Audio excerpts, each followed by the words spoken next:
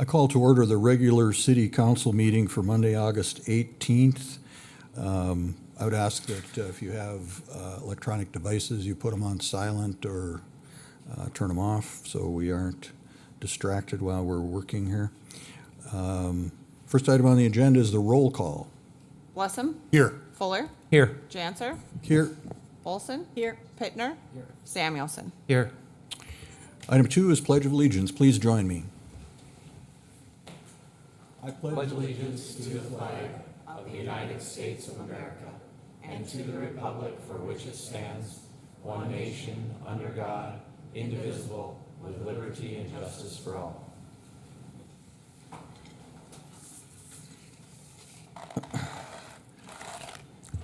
The next item is the mayor's report. I'm going to call on Alderman Olson for a report from the canvassing committee. Yeah, thank you. The City of Minot Canvassing Board met this morning to review and approve the election results from the mayoral election that took place on August 5th, 2025. Members of the board include Alderman Mike Blessum, City Attorney Stephanie Stahlheim, City Finance Director David Lakefield, and myself. We appreciate the hard work put forth by Ward County Auditor Marissa Hammond and her staff. With a unanimous vote, the canvassing board approved the official vote totals, with 2,352 of the 5,521 votes cast. Mark Janser was elected to serve as the mayor of Minot. With this report, that I move that we accept this report. Second. It's moved and seconded. Any discussion? Any discussion? If not, please indicate your vote.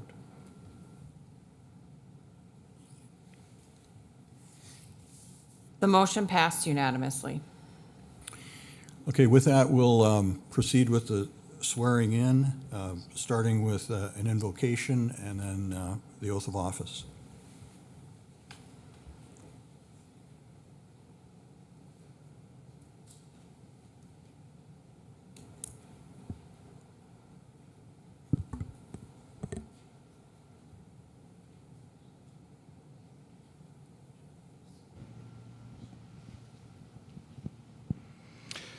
God of power and might, wisdom and justice, through you authority is rightly administered. Laws are enacted and judgment is decreed. Graciously assist with your spirit of counsel and fortitude our mayor, city council members, and all government leaders. May they always seek the ways of righteousness, justice, and mercy. Grant that they may be enabled by your powerful protection to lead with honesty and integrity. We ask this through Christ our Lord. Amen. I Mark Janser, do solemnly swear do solemnly swear that I will support the Constitution of the United States that I will support the Constitution of the United States and the Constitution of the State of North Dakota, and the Constitution of the State of North Dakota, and that I will faithfully discharge the duties of the office and that I will faithfully discharge the duties of the office of the mayor for the city of Minot, North Dakota, of the mayor of the city of Minot, North Dakota, according to the best of my ability. according to the best of my ability. So help me God. So help me God. Congratulations.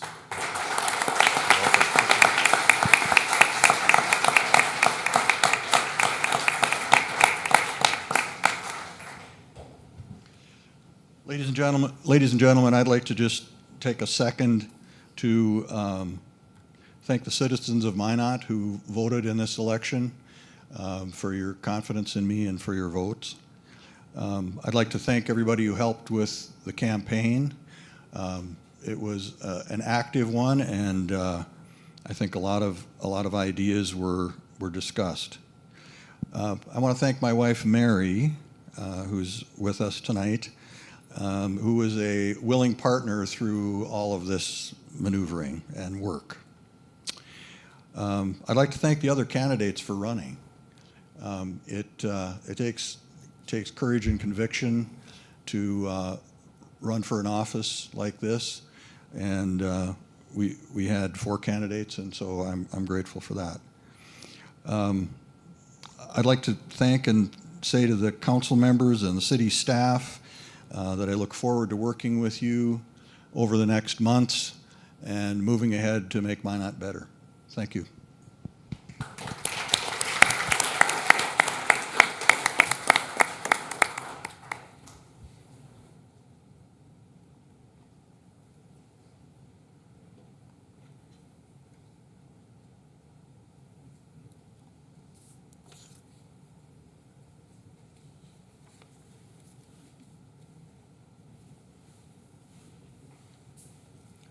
Have to sign the document.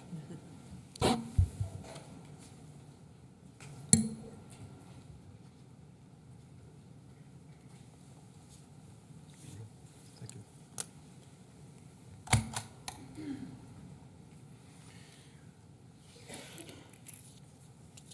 Next item on the agenda is the election of a city council president. With the change of mayor, this is something that then becomes next on our agenda. Mr. Mayor, I'd like to nominate Alderman Mike Blessum for city council president. Is there a second? Second. Moved and seconded for Alderman Blessum to be city council president. Any discussion?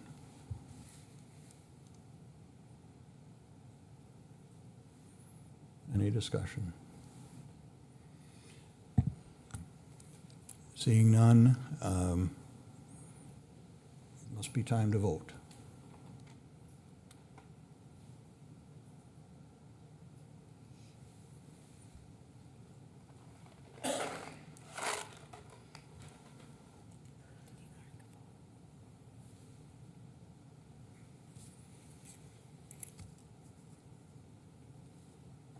The motion passed 5-1 with dissent from Mayor Janser. Okay, very good. Mike, congratulations. And I'm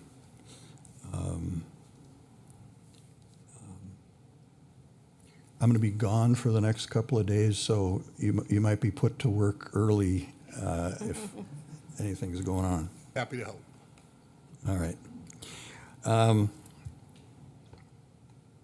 Next up is item number 4, starting with the city manager's report. Good evening, Mayor, members of council, citizens of City of Minot. The city manager's report is available in the agenda packet. I stand by for any questions anybody may have. If there's no questions, I'd like to invite Brittany Thurston from our Human Resources team to briefly introduce our broker consultant from Brown & Brown. So Brittany, please come forward. Thank you.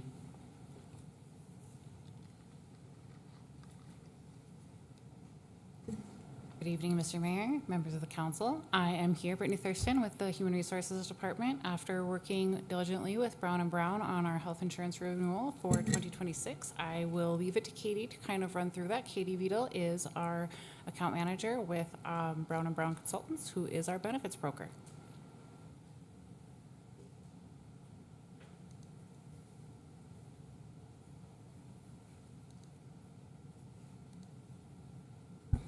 Good afternoon, Mayor Janser and members of the council. Thank you for having me today. Over the past several months, we've been collaborating with the city's HR and finance teams to review the self-funded medical plan renewal.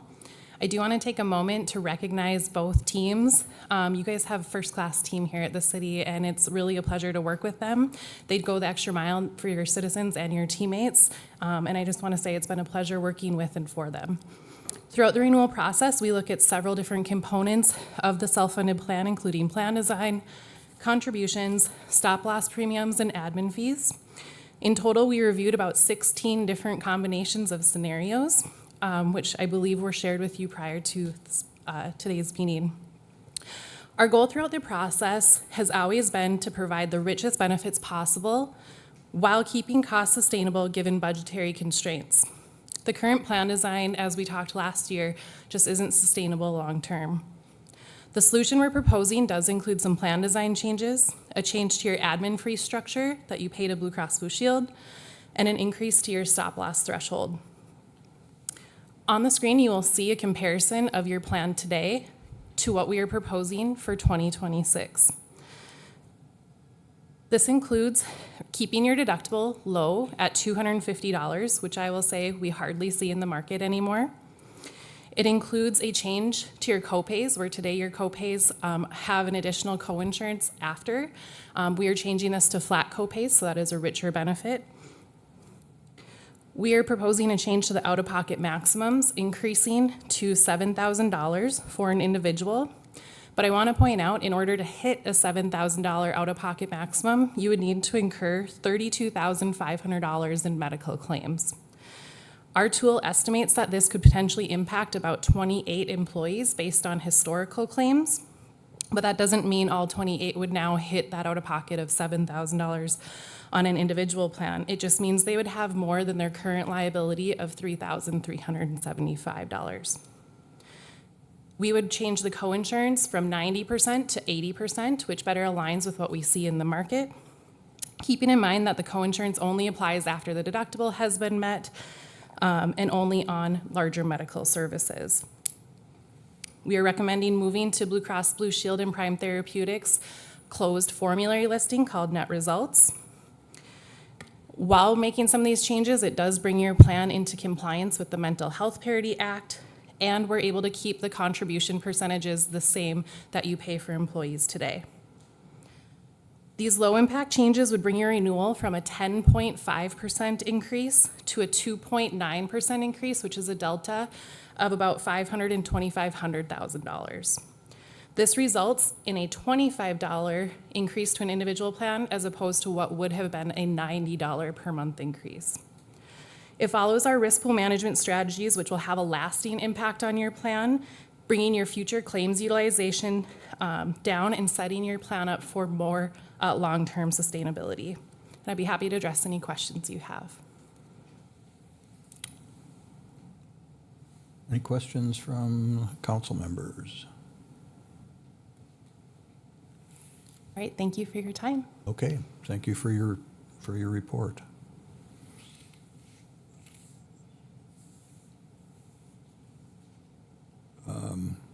So with this, there's a recommended three-part motion. What are the wishes of the council?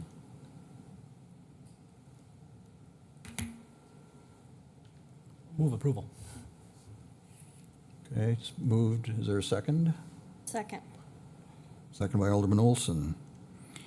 Discussion. Alderman Blessum. Thank you, Mr. Mayor.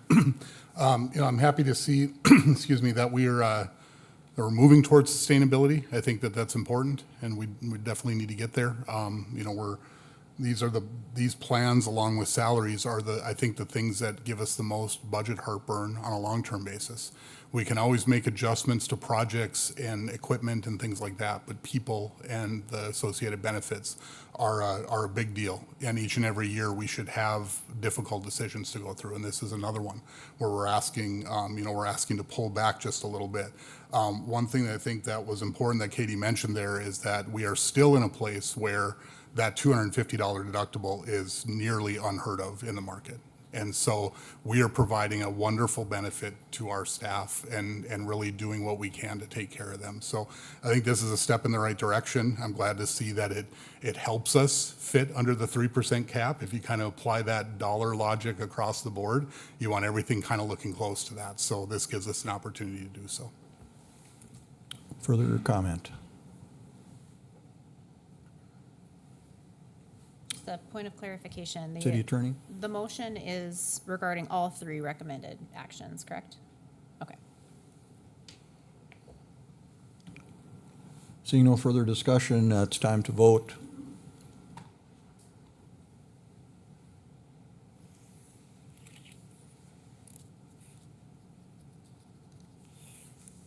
The motion passed unanimously.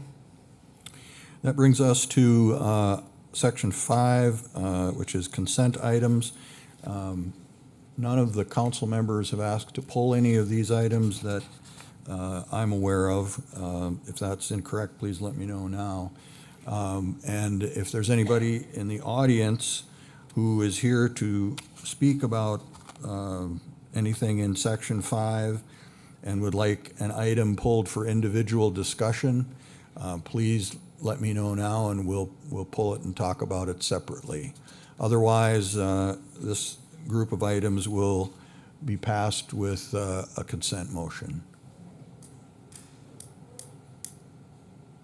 Seeing no one, Real quick, is this where I fill something out for the public comment section? That's a new yes. one for me. Thank you.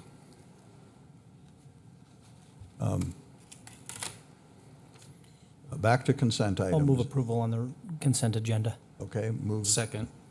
moved by Alderman Pittner, seconded by Alderman Samuelson. Any discussion? Any discussion?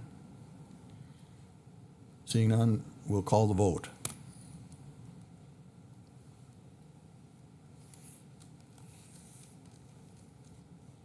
The motion passed unanimously.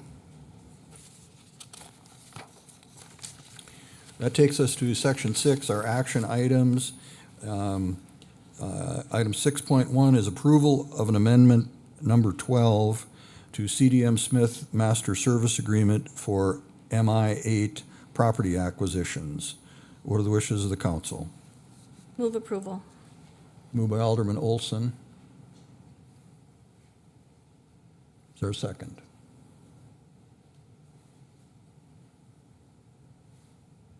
I'll second it. Second by Alderman Pittner. Any discussion? Alderman Blessam. Thank you. I think this is a normal part of our process, as our memo states, all the way back to 2012. Things have been handled this way. It's through an ongoing agreement with CDM Smith. One of the things that I would like to point out is that I feel that there's a level of service that we should be expecting, especially from a longtime partner, that we've paid an awful lot of money to. And it's my hope that as we continue to move through acquisitions, that the level of communication and the level of professionalism raises higher than I've seen during my year on council. And so it's my hope that while I will vote yes tonight to approve this, that we do see improvements in that area. Thank you. Any other discussion? Seeing none, we'll proceed with the vote.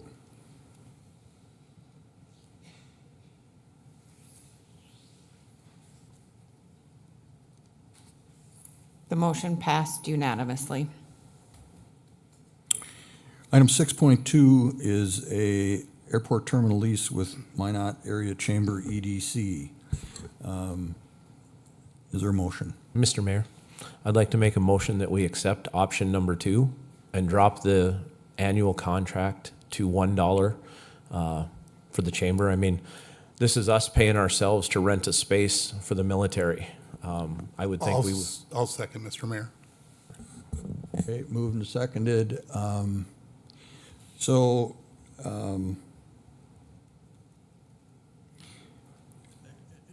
Maybe that our airport director wants to speak to this relative to how we ended up where we are with this item. Thank you, Mr. Mayor, members of the council. We are required per our grant assurances to rent and lease space on the airport at fair market value, in particular when that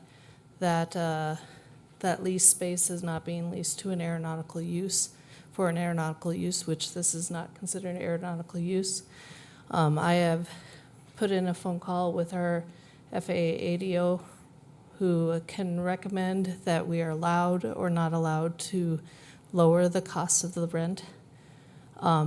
He has told me it'll be at least a month before he can have time. He's currently writing a number of grants and closing out grants before the end of the federal fiscal year. But to drop the dollar amount down to $1 might be a violation of our grant assurances with the FAA. So I'm waiting on him to give me feedback on whether it would be allowed or not allowed. In addition to that, I will state that the FAA and Transportation Security Administration, TSA, does pay fair market value for their leased offices in the terminal. Okay. Any questions? Alderman Fuller. Thank you. Jennifer, thank you. So I guess my quick question is, this is the chamber, which is representing the city in this case, leasing something from the city, which is ours already to begin with. Now, when I pulled up and did a quick Google search about if this would impact our FAA grants and stuff like that, and I believe we sent it to Tom and it was sent to you as well. If an airport provides some space to the military for national defense use or other purposes, it is not necessarily a violation, provided it doesn't interfere with civil aviation operations or the agreed upon purposes of the federal grants. Would either of those things happen if we leased this to the chamber for $1 so they could use it for the military? Well, you'd have to verify that it's national defense. There are airports that do. It says national defense or other military purposes. But what I was asking, I'm sorry, I don't mean to interrupt you. Will it interfere with any civil aviation purposes? No. Okay. Would it affect any of our agreed upon grants that we've received from the FAA to do that? Possibly, yes. How so? Grant assurance number 25 requires us to basically, We don't have to lease it to ourselves though, do we? we're not leasing it to ourselves. We're leasing it to the Minot Area Chamber. And we're Who's not working leasing on- it to the military either. Who's We're- working on behalf of the city, whose the funding is going to come from us, the Right. city. We are an enterprise fund, and enterprise funds and the FAA treats our funding slightly differently than other city departments. I understand that, but let me ask the question a different way. If we leased it to ourselves, would we have to charge ourselves $7,000? Maybe what we need to do is cut the chamber out and say the city of Minot is going to open this space in the airport, which we own, for the military to use as a demarcation point or coming to point for their airmen. Would that affect our federal grants? Yes. There are other cities who have leased space to like their police department or other things for non-airport related items and have to pay whatever the fair market value of that lease space is. Okay, I appreciate it. I mean, just for my colleagues, this is absolutely ludicrous. We consider ourselves a military town. We want to do everything we can for our military. They asked the chamber to set something like this up, I believe 8-9 months ago, and we want to charge ourselves $7,000 or $6,000 a year to set this up. It just doesn't make any sense to me because, as Tom and I were talking, this is a box. We are providing the funding to lease it to ourselves. It's the same thing over and over. So anyway, Mr. Mayor, Alderman Blessam. if I could, and this may be more for you, Tom, than anything else. So if this is, and I can see it, you know, what part of section 25, charging below fair market rent for non-aeronautical users, which I guess that's what meets the criteria here. Are we then better off? And again, to Alderman Fuller's point, all we're doing is trying to find a path to yes here, right? Which is, as a mantra, as a council, as a city staff, we got to find paths to yes. So the path to yes, it seems to me, because it doesn't seem that there's a path here, the path maybe is, do we need to fund MAC EDC to cover this rent that we're paying in a circle right back to ourselves? So through our Task Force 21 funding, we can do additional, I think Brecken and team have asked for a little bit additional on last year's funding. Can we send the money through there? And again, so my path to yes is get it done so that our airmen have a great place to go when they arrive in Minot and they think highly of our city because of it. And I guess we'll find a way around that up here then, if that's what we need to do. Yeah, I think that's certainly an option, right? So I agree wholeheartedly. Our task is to figure out how to get it done legally, so we're not illegal. We are, we stay within our ethical boundaries. So we owe that to you to legally find a way to try to get this done. So again, we'll follow up with the airport's district office, as Jennifer mentioned, but there may be something that we can propose that gets us to this in the short term, so we're not pushing this out months. So we owe that back to members of council, and what a proposal is for that. Any further City Attorney? If I may, a couple of suggestions that I have is, so to achieve that end, we could bring back the MAC EDC services agreement to add that language to their provided services. That's one option the council could consider. Or the agreement that's in front of, I don't know what the timeline is for opening up this particular space, but we could approve the agreement as it currently sits here. And once we get a response back from the FAA office, one way or the other, we could bring that response back to the council and amend that agreement if necessary. I think the consent of both parties would, I doubt, I don't want to speak on behalf of MAC EDC, but I doubt if it's a positive answer from the FAA that they would object to amending the agreement to lower the rent. So those are a couple of paths forward that I think could achieve these means. Fastest way would probably be to approve the agreement as we wait for this response from the FAA. And that's alternate number 3.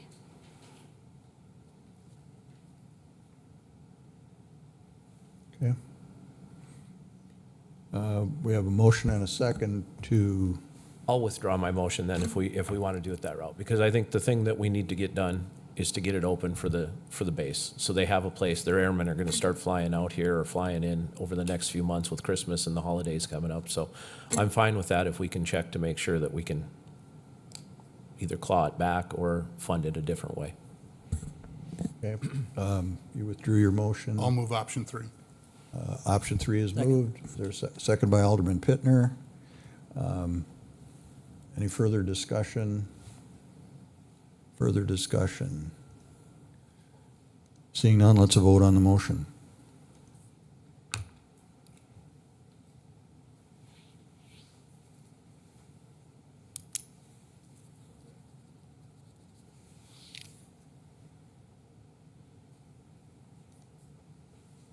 The motion passed unanimously.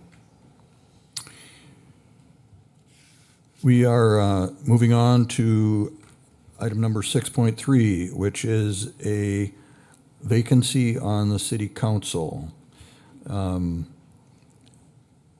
I guess maybe I'd like to call on our city attorney to sort of give us the options or the background on where we are in terms of a course of action.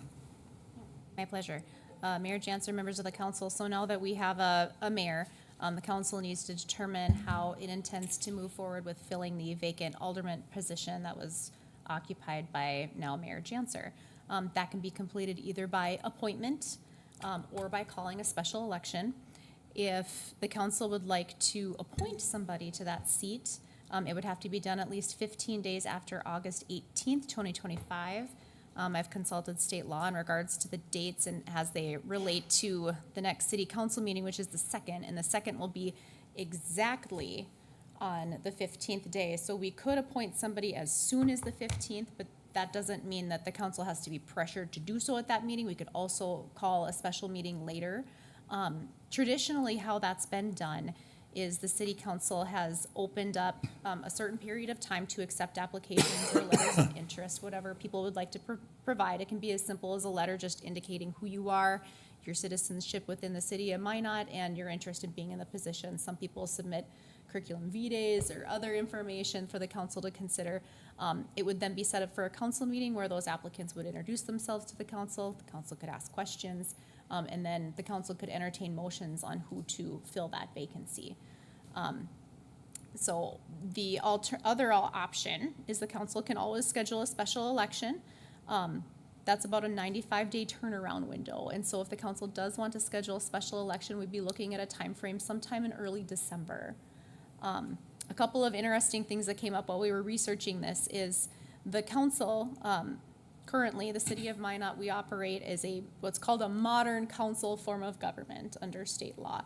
And that's not to be confused with a council form of government, which is different. And the election processes under state law are also different. What's really interesting is that the petition language that exists under the council form of government does not exist in the language on how to fill vacancies in the city council in the modern council form of government. So one interesting thing under this instance is that if we were to hold a special election, it would have to be the council's decision to do that. It wouldn't be something that a petition of the electors could present to the council to do that, because that's removed from the modern council form of government language. So it doesn't mean that you can't circulate a petition, it doesn't mean the electors can't present that to the city council, but it would just go to the weight and credibility of whether or not the council itself wants to decide to hold an election or not. It wouldn't force an election upon the council. So the decision on whether or not the council wants to hold an election truly is its own, under state law and our ordinances. So with that, I've got a couple of other things outlined here in the memo. I'd be happy to stand for questions if you have any. And yeah, the decision would be whether the council would like to move forward with the process of appointing an alderman, or if it would like to call a special election. Alderman Pittner? So we're looking for a motion or just direction to staff, direction to the community? We're looking for a motion. So if the council would like to move forward with an application, then you can direct staff to set forth a process. If you have an idea of timelines on how long you'd like to have the application process open, if you have other ideas on how you'd like to have that done, that's fluid for the council. There's no specific rules set forward in state law. It's just usually an application period like you would for a job interview or something like that. Continue. So if I may continue, I'll make a motion to move to fill the vacancy via appointment with applications due, applications or letters of intent due by August 28th to the city clerk and be placed on our agenda for September 2nd. October 2nd. October 2nd. No, September 2nd. September 2nd. I'm sorry, yes. Alderman Blessing. I'll second. Okay. And if I could, Go ahead, Paul. Thank you. Just my reason behind that, I think it's time that we fill the seat, and again, there is a possibility we get to this point, and we as a council, let's not beat around the bush. There's a possibility we don't fill this position, and we go to a special election anyway, and I just want that to be a reality to the public. There's a possibility this council could be deadlocked 3-3 on who the appointment is, and if that's the case, I suppose an election would be the next alternative. So, Mr. Mayor, if I could. Alderman Blessing. Yep. And so, Paul, you outlined very closely to the same motion I had. So a couple things, if I can, I'd like to offer a friendly amendment if you're willing. And this is actually something that Alderwoman Olson brought up at canvassing this morning. We thought it might be nice to do a 4 p.m. special meeting on the 2nd to hear from those candidates, which would be prior to the 5:30 council meeting. And so as long as that works for the crew up here, that, I have the 29th for a deadline, that's perfectly fine. The 28th is perfectly fine with me. We're all very similar and all that. But that was one alternative that we offered in there that would allow us to have a dedicated meeting to hear from those candidates. And then hopefully that would lead to a decision that night if we're able. That evening. Yep, if that's amenable. Yeah, I'm friendly to that. Okay. If I could quick, so Alderman Pittner, you said the 28th, Alderman Blessing, you said the 29th, It's his still on the I'm fine 20th. with the 28th. That's when the agendas are due anyway. I think it'd be nice to have those concise and disseminated at the same time. So, and I can't imagine there's going to be anybody that's teetering that can't make their decision on the 28th via the extra day. And Mr. Mayor, if I could continue from there then, sir. Go ahead. So just a couple things for the public. So the city attorney alluded to this fact, but we are in a situation now where, in my opinion, the council can and should act independently of what the public may do. So it is within the council's right to make an appointment. And I'll caveat this by saying we may, as Paul just mentioned, make a decision on the 2nd that calls for a special election that would occur in December. But even if that is the case, it's within our power and our ability as a council to appoint someone to serve until then. And in fact, had this process all gone differently for the way the mayor's race laid out, we could have done the same there. Now, the mayor's a little bit different position. You've got some things that you deal with there. So I believe that this is the right path forward. We will have good decisions to make on the 2nd that will help us understand what the right approach is. But regardless, I think we want to set the process going so that we get applicants and that we hear from people that want to be a part of this. So I wholeheartedly agree. I had essentially the same thing laid out. I think it's the right path forward, and we'll make a decision at that point. Now, one other thing, just to clarify again what the city attorney was talking about, there was actually no requirement under law that the petition lead to the mayor's election. that was actually something that wasn't handled exactly the way the law reads. The good news is that as a council, we made a decision to call that election when we saw the petition results. So it's a nuance. It meets the law. I was asking that question this morning. We gave it to the people to make that decision, and they did. And so now it's time for us to move forward. The people can petition again to tell the council their wishes. If they choose to, then the council will take that into account as we deliberate over the path forward. Okay, so I just want to make sure that we were clear about that. There was some discussion this morning, and there's been over the last little bit here, just to make sure that it's clear to the public what tools are available and the approach that we may take as a council. Yeah, so in summary, basically, two processes can move forward at the same time, and when we get to the beginning of September, we'll have choices to make. Yep. Yep. Mr. Mayor? I had Alderman Fuller Oh, first. sorry. Oh, No worries, we're all going to get to talk, so, thank you, Mr. Mayor. My quick question, love the amendment, love the motion. It's Labor Day weekend, guys, so if we get 30 people that want to apply for our city council position, we're going to expect them all to come back 4 days later and talk to us. I mean, will we have time to review, to hear everybody, and that's the only question I have. We might not be able to make a decision on September 2nd, but I just wanted to put that out there for everybody. Alderman Olson. Just in that same vein, I think that if people are applying, they do need to be prepared to hit the ground running. Because we would want to, if we can find the right person, if we can agree on who that appointed person should be, if that's the route that we go, we have a budget and we need people to vote on it. So as people are considering this, they really should be considering their time commitments, their schedules, because we would want to see them be seated as soon as possible if that's the route that we go. Okay, any further comment? City Clerk. I just want to make sure I read this so that it's correct. The motion is to fill the vacancy for appointment with letters of interest for council member seat due August 28th, 2025, to include a special city council meeting at 4 p.m. on September 2nd to hear from applicants and potentially appoint. Okay. We've got a motion and a second. Any further discussion? Further discussion? Now City might Attorney. be the time, the mayor, members of the council, one of the questions that usually arises is, what do you want as a part of the application? So I think now would be the time to voice any specifics that the council would like applicants to submit in advance that you'd like to review with the applications. I'll give Blessing. my perspective. I guess for me, the qualifications for this position are that you live in the city. I mean, I think that's it. I think that's the only bullet point. And so while it certainly would be hard to, evaluate an application that was simply an address and a name, so I would suggest people give us a little more info than that. At the bare minimum, that's all I'm looking for. The way that I had it written was a letter of intent. I mean, it's not a resume. It just says, I think I would like to serve, and here's some good reasons why. Alderman Pittner. To that point, to Alderman Blessing's point, I agree that that's all we need to see. Again, you got to sell yourself a little bit if you want to serve on council, if you want us to pick you. It would be my intention at that special meeting that the applicants are present and available to speak, and I want to give them all probably an opportunity to speak. We've gone through this a few times now.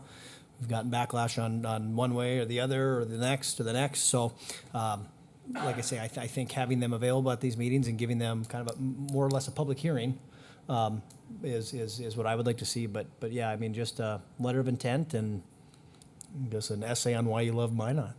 So, and then just a follow up to that, are we to advertise this? Just use of the PIO?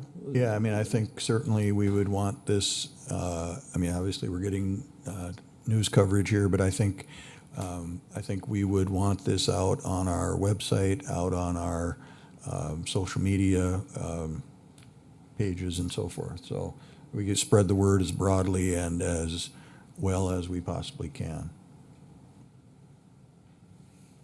We'll do that, no problem. Okay. Any further discussion on the motion? Alderman Olson. So I'm just going to reflect back on one of the more recent times that we went through this process, and some interested parties were not allowed to speak. I would suggest that we allow everyone an opportunity to speak. We do want to hear from everyone, even if it's 30, that would be wonderful, but they will be given a certain time amount to let us know a little bit about themselves and why they're interested in the position. Okay. Seeing no further discussion, oh, I'm sorry, City Clerk. Just for the public knowledge, are you having them email them to me? Do you want us to try and figure out a way to have them submit it through the website? It might be good to have them go through the city clerk, so there's some tabulation and Yeah, no, my intention is to tracking. either be emailed to the city clerk, and we can, with any advertisement, we can put up the city clerk's email, or if they want to hand it in person, Yeah, I or think if either it's would hard, suffice. either hard copy or email Yeah. or whatever. I don't know yeah. if it's something where they would need a receipt email. I think our POI was showing us you can go to the city webpage. I want to apply for committee position. So they can apply online. City council too, sure. Okay. We've got some tools available for that then. Thank you, Jennifer. Okay, any other discussion on the motion? All right, seeing none, please cast your votes.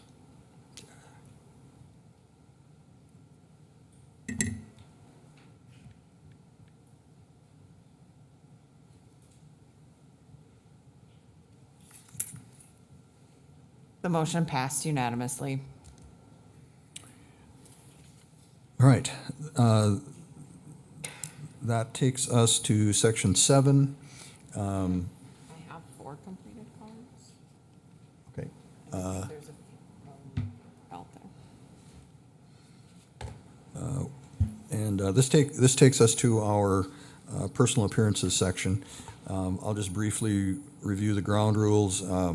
Obviously, you're asked to hand in a speaker card, which includes your name, address, and the topic you wish to address. Missing information from the speaker card disqualifies the individual from speaking at the meeting. Each individual is allotted 5 minutes to make comments. The individual will be notified when their time is expired. The 5-minute time limit may be extended by a majority vote of the city council. All comments must address the topic identified on the speaker card, be pertinent to the city of Minot, and fall under the authority of the city council, and must be directed to the city council as a whole. Comments may not be defamatory, abusive, harassing, or unlawful, may not include information that is exempt or confidential under North Dakota open records laws, or may not interfere with the orderly conduct of the meeting. Individuals will not have access to the city's audio and visual technology, and individuals may not yield their allotted time to another individual. With that, we are in personal appearances, and the first speaker is Samuel Kim.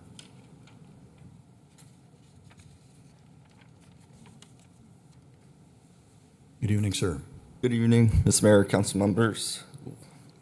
So I have a statement here that I'll be reading through for the 5 minutes. My name is Samuel Kim. I'm here today with my wife, Alexis Kim, and we're here today to bring your attention as to a series of ongoing issues with a neighboring resident, Deborah Kodisek, that has escalated over the past month and are affecting not only us, but the safety, sanitation, overall well-being of our community. About a month ago, we began experiencing repeated incidents involving this individual, including threats, intimidation, loitering, and unprovoked outbursts.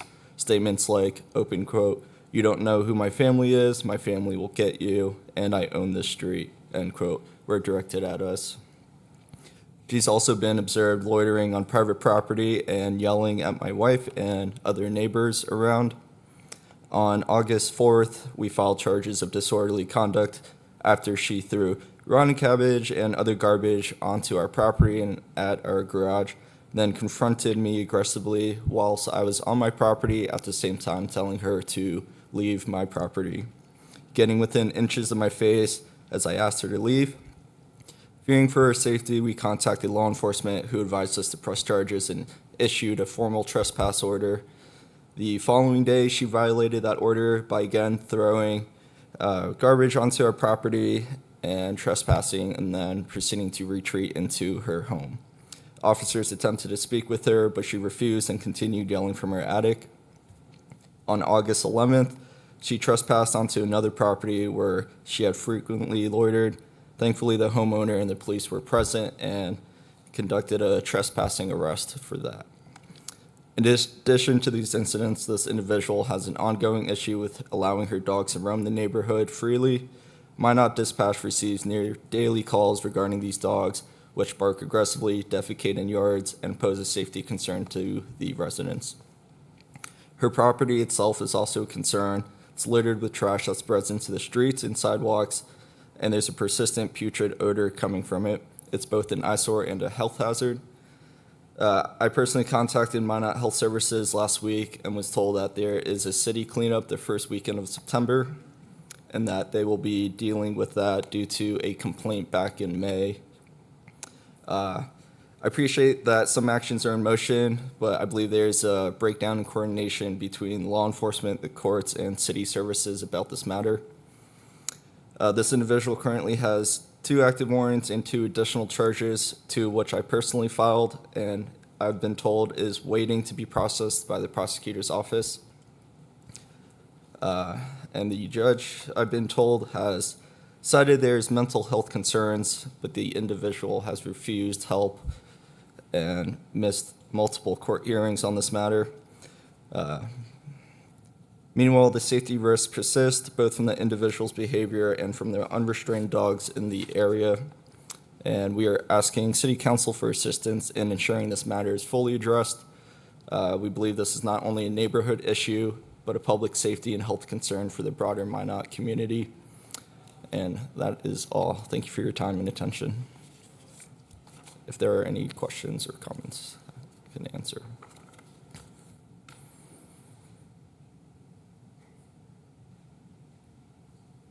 Sir, so the way this works is you address us. It's not a dialogue, if you will.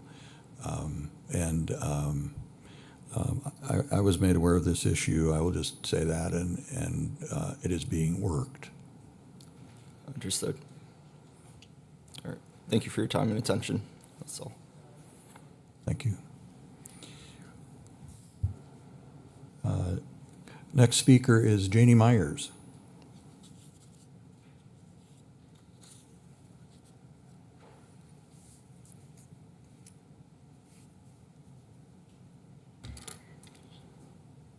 Congratulations, Mr. Mayor, and good luck for next year. Mr. Mayor, members of the council, I'm here today to set the record straight. At the last meeting, August 4th, during personal appearance, a woman mentioned Art Space, my home, was not ADA compliant for the building and the parking. She mentioned that the building was not compliant when it opened and was not so until 2025. I have been living in Art Space since they opened in 2013 and suspected the statements were not true. I contacted the senior building officer for Minot, and neither accusation is true or correct. Thank you for your time.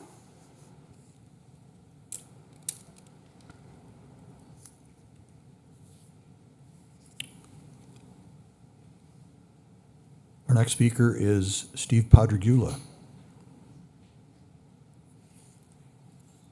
Thank you, Mayor Janser, and congratulations, and also to Mike for being elected council president. My name is Steve Padregula. I'm a clinical psychologist in Minot and a former alderman. And I wasn't intending to speak on this today, but I happened to pick up this resolution about rules for public comments, and it got me a little bit worried and concerned. I'm not asking you to change it. I'm just asking you to be vigilant about some issues I'm going to bring up in terms of people speaking before the council. I guess the first concern I have is the requirement that people be furnishing their address. I think that's a real intrusion on people's privacy and raises safety issues, particularly in terms of the violence that has been plaguing our country, particularly with representatives in the state of Minnesota. I think that's a troublesome concern. It also goes against the state open records and open meetings law, where a citizen who wants information from the city or from the government does not need to provide any information about who they are, where they live, or why they want information. So I think to be forced to provide that information when you speak publicly to the council, I think really goes against the spirit of the open records and open meetings law and raises safety issues. That really is concerning to me. There was a particularly disturbing incident that happened maybe 20 years ago when I first was on the council. There was a budget request for money through the police department for battered women's services, domestic violence program services. And the mayor insisted that there was a line of people waiting to testify. They were victims, and they were all needing shelter services, and they wanted more funding for that. And the mayor insisted that they provide their addresses, and you could just see the panic on their faces. They needed those services to escape from people who were harassing them, threatening to kill them in some instances. And they were forced to provide information about their addresses, which they've been trying very hard, along with social services and law enforcement, to keep private. It was a very disturbing incident. So I would encourage you to be very cautious about that. Again, I think it goes against the spirit of the open records and open meetings law. If someone wants information from the city, we don't have the right to ask them who they are or why they want the information or anything like that. So I think this is a negative factor. It raises safety issues. I'm also concerned about the requirement that you specify what topic you want to talk about. Sometimes things happen during council meetings, or you come to reflect on something that's been said where I think you need to have some flexibility to speak or ask questions about that. I'm concerned that the tone of the resolution is a bit harsh. It talks about a person being disqualified from speaking if the card is incomplete. I think we should do everything we can to facilitate citizen involvement and dialogue and input. And I think we need to treat our citizens with more respect. And finally, I'm concerned about the prohibition on having access to city AV technology.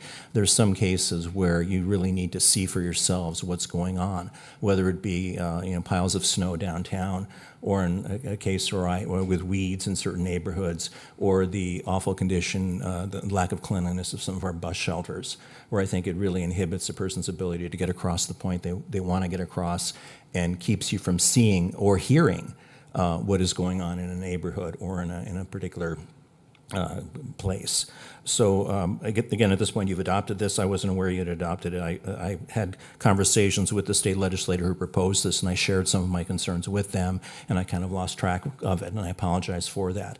But I guess going forward in the future, I guess I would just ask you to be vigilant about the issue of public safety and privacy, and do everything you can to make sure that people have an opportunity to speak. Quite frankly, I would like to see something in the ordinances or the resolutions explicitly stating that citizens have the right to address the council about any matter, not just during an open comments section. So again, it's a done deal at this point, but I would just ask you to be vigilant in terms of the issues of privacy and public safety, and unnecessarily hindering citizens in expressing their concerns and raising issues with you. Thank you. Alderman Blessing. And Steve, thank you for that. I think one of the things that we're all feeling is there is a difference. Since we put the policy in place, we're feeling a different feel, and I think many of us said we weren't really looking for that. We were forced to put a policy in that's actually, in my estimation, worse than we had prior to the policy. The law actually tightened things up for us. And I'm not a fan of all of those changes. It doesn't mean that some of them aren't good. Steve, just to address one thing directly, the AV portion, prearranged, I'm great with. There are times when we need to do that because we need to see or hear something. What I don't want is someone just plugging in and broadcasting, right? That was really the concern. So, Mr. Mayor, if I could, just for my colleagues, I think we don't have to solve this now, but I think over the coming meetings, we're getting a sense of what this new normal looks like. And for me, it's not particularly comfortable. I think we've lost a little essence of what public appearances has been at the council, and I think we may want to make adjustments. I'm not suggesting that yet, but I just wanted to throw that out. Yeah, one comment I'd like to make regarding this is that the reason the reason that the speaker cards was put into use is because the address is not to be public. So the law, the city attorney, so the address is required, but it is protected information. Do you have anything to add, city attorney? Yes, that's correct. That hit a lot of it. So North Dakota Century Code 4404 20.1 is the new statute that requires public comment at regular meetings of a public entity and lists a certain number of required things that are there, including that they have to provide their name and address to the governing body in writing, but that address is an exempt record. So for purposes of an open records request, if someone were to come up and say, hey, I want the address of the man that spoke at the council meeting, we would pull the card and we would redact the address. So we wouldn't be just handing out people's addresses that aren't of a public record.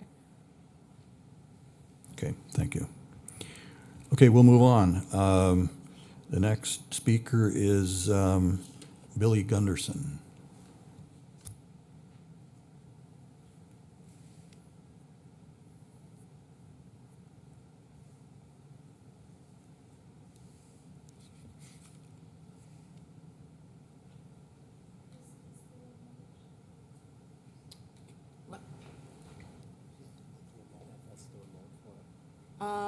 Jennifer actually will probably. That's the remote for a PowerPoint, so she'll bring it up. There you go.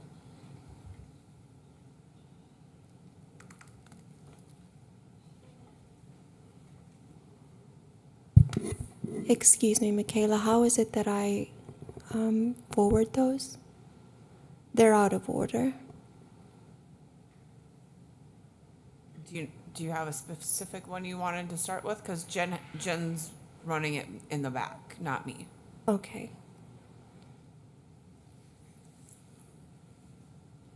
It's the second to last one. That one there. Oh, good Lord. Thank you. Mayor Janzer, council members. At the August 4th, 2025 City Council meeting, MACDC President CEO Brecca Kramer addressed adversity using the word weeds. The adversity of ADA requirements in the city of Minot is not weeds, but it's a wilderness. It's at the cost of economic development, poor planning and poor inspections, or no inspections at all.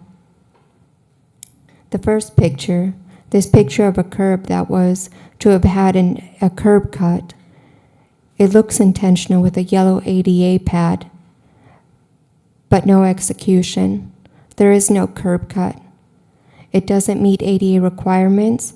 It does not meet a need at all. Will you move to the next photo?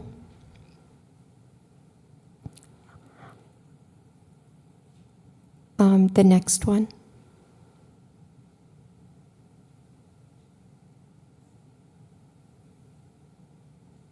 Thank you. The intersection of 1st Street Southeast and 16th Avenue Southeast, going south to 19th Avenue, you'll see a sidewalk that wasn't completed to the intersection where a new ADA ramp is being installed. The next photo. That's the curb cut that's being done. There's only one side of the corner where there's a curb cut, the one going south to the next block.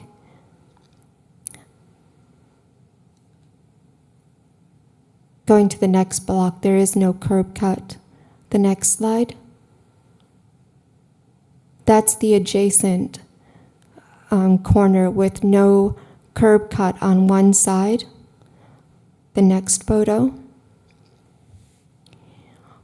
That corner where there is no sidewalk going to the right, that's heading over to South Hill Complex. Otherwise, to the left is to Broadway. At the August 4th, 2025 City Council meeting, City Engineer Lance Mayer stated he saved $600,000 on expected budget for sidewalks and ADA curb cuts by denying completion of sidewalks, not adding sidewalks to skip blocks and ADA curb cuts. The city is denying safety and equal access and enjoyment, eliminating economic development for the disabled individuals. A person with a disability would be limited and unsafe in these neighborhoods for personal housing, further limiting housing for the disabled and who would likely not purchase in these areas for financial benefit. This is not a benefit if these become sidewalk complaints later. There is no real inclusion in the city of Minot. I see more handshakes and photo opportunities with checks. The chair of the MAC, EDC, and the administrator of the Souris River Joint Board, Ryan Ackerman, has not provided planning and inspection for navigating construction safely with equal access and enjoyment, and has made economic development a priority. I addressed this with the building official Luke Telema and the city engineer Lance Mayer. My concerns, Citizens Alley does not have an occupancy permit, not just for ADA requirements, but for public safety, it having been a place to park, now being a place for people to gather. Luke Telema and the stated the property owner made its decision to open the space to the public prior to the project's full completion and accessibility compliance, and it is the sole responsibility of the owner, Ryan and Jessica Ackerman. Jessica is the director of the nonprofit Citizens Alley. Citizens Alley opened the day the first event was scheduled, July 10th, 2025. Again, economic development was a priority over ADA requirements and safety. Luke, the inspection for an occupancy permit was not required, acknowledging that a missing handrail constitutes a violation. A handrail missing along the overhead exterior walkway and around the guardrail around the fountains. Lance Mayer said that it was a unique situation. Luke said to not hesitate to reach out. I did with documentation supporting why Citizens Alley should require an occupancy permit. I didn't receive a response. Ms. Gunderson, your time has expired. May I have a few more minutes, or another minute, please? Is there a motion? I'll make Moved the out a motion. minute. Second it. Moved at a minute. All those in favor say aye. Aye. All right. Thank you. Citizens Alley was to host the Sound of Independence, an event to honor Independence, Inc. 30 years of service on August 7th, 2025. Without meeting ADA requirements, if the city would have required an occupancy permit and not meeting building codes for accessibility.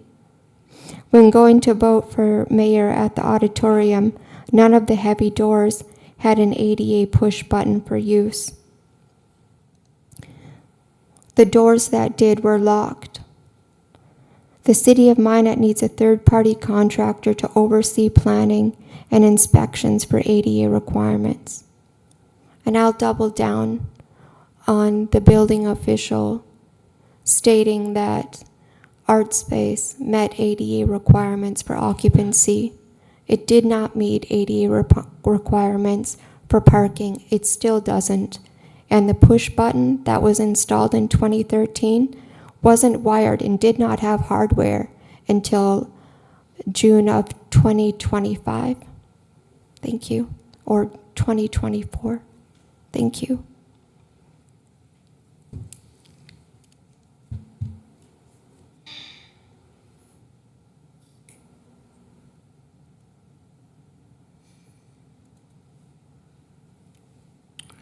Our next speaker is Josiah Royce.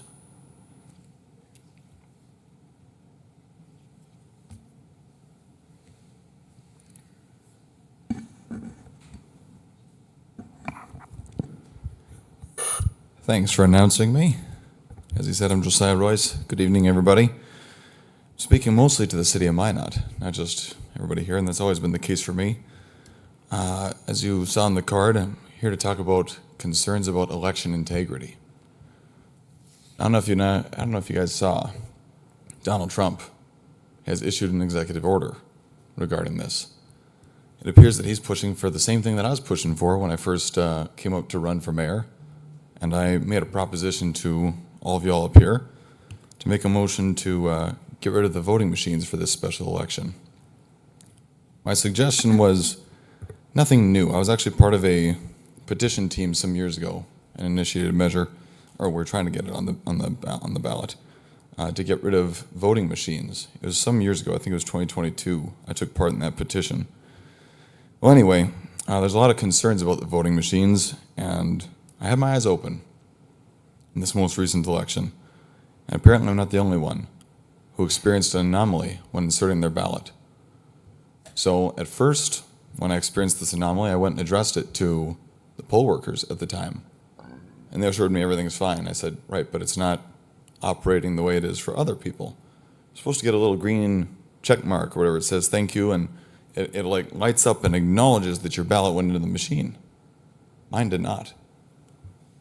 Now, I was prepared to think that maybe that's something that they see often enough, but instead, when addressing it to poll workers, and then a couple days later to the county auditor, and then after that to the Secretary of State's office, they all told me the same thing. Now, that didn't happen. They're telling me I didn't see that happen. But the thing is, I'm not the only one. After this, same evening, and in the days to follow, I was informed by numerous other voters who voted for me that they experienced the same thing. They reached out and they said, hey, I don't even know if my vote counted because the screen didn't acknowledge it. And I was waiting for it to show me the check mark and kick back that number and everything, and they didn't experience it. So this is what led me to start digging into it. And the bothersome part, and this is again why it's called election integrity, is with everybody telling me, no, we didn't see that. I addressed this to the Secretary of State on the phone. I said, you're telling me that what all these people who do not know each other all reported back to me about the same anomaly that they experienced didn't happen. And she was willing to say, yes, that did not happen, based on the fact that there's testing and all sorts of that happens beforehand. Now, I had to point out the logic of this. To say that there's testing beforehand and that didn't happen with the testing, we had a good turnout, like 5,600 voters. I'm very proud of that. Good for Minot that we actually got people out. That's much bigger numbers than in more recent years. However, when they test the machines, they don't test it for 5,600 voters and change. How do they know that some anomaly doesn't occur within that time frame? Furthermore, in addressing this about the logic, like I said, to say that didn't happen is like me calling the tire shop with a flat tire, a mile down the road, and they say, no, we checked your tires. They're fine. It's like, well, maybe they were at the time, but the fact is I now have a flat tire, and you're telling me I'm crazy and I don't have a flat tire. That just doesn't add up. Anyway, since then I've been in touch. Like I said, for years ago, I worked on this initiative for voter integrity.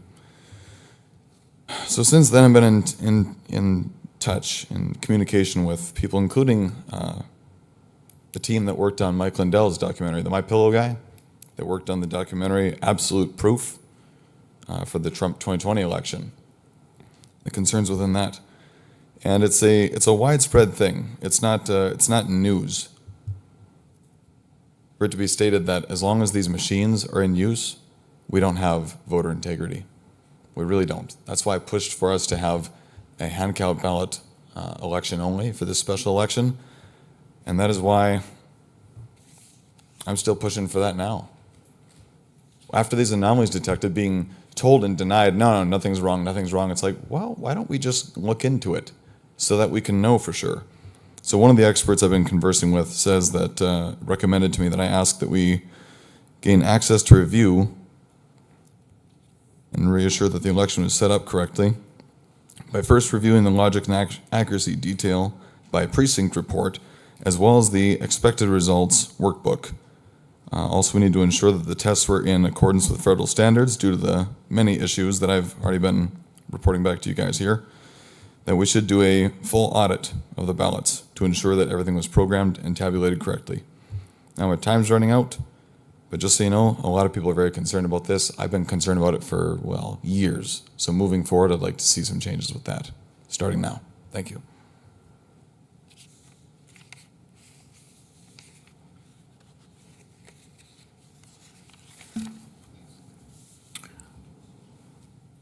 That concludes our public speaking for this evening. Public appearances are closed. Moves us to miscellaneous and discussion items. So the first item on that section is the President's response recommendation to the city manager prepared proposed budget. And we're handing out copies of what I'm going to start with going through as we speak. And I think we have copies for the news media present if you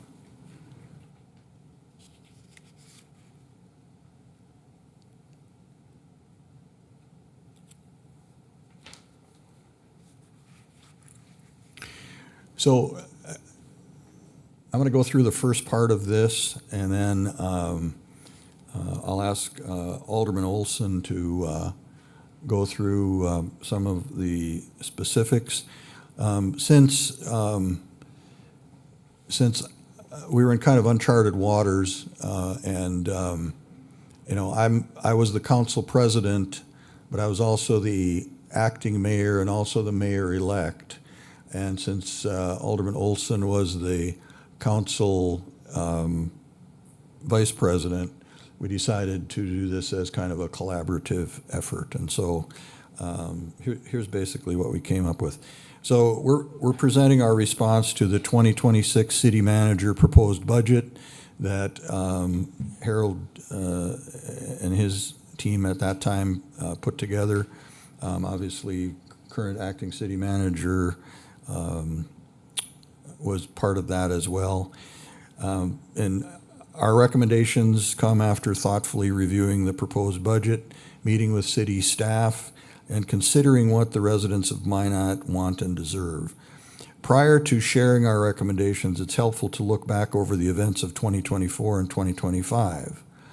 A year ago, for fiscal year 2025, the council used $3.5 million from general reserve funds to balance the budget. While this provided a welcome tax break for citizens, it reduced the amount that would otherwise have been levied. This took place while a campaign for initiated measure number 4 was underway, which would have eliminated property tax in North Dakota, transferring responsibility for funding local government to the state legislature, and imposed a cap on local governments. In November, voters rejected Measure 4 with a 63% majority vote against. In January 2025, when the North Dakota legislature got to Bismarck, or legislators got to Bismarck, property tax reform was a top priority agenda item, resulting in the eventual passage of House Bill 1176, containing several important components. And that bill was co-sponsored by both folks in the Senate and House in the majority, as well as the governor as well. So the components that were part of that were that local governments were capped at a 3% increase. In calculating the 3% cap, a base year within the past 3 years was allowed to be selected. And the primary residence credit was increased from $500 to $1,600 per home. and the homestead tax credit was made available to more homeowners. Additionally, Governor Armstrong has stated publicly his intention that legacy fund earnings will pay for a larger share of property tax over time, and there was talk during the session of expanding the relief to additional classes of real property, for example, agricultural and commercial. While the legislature was still in session, work began on the City of Minot's 2026 budget.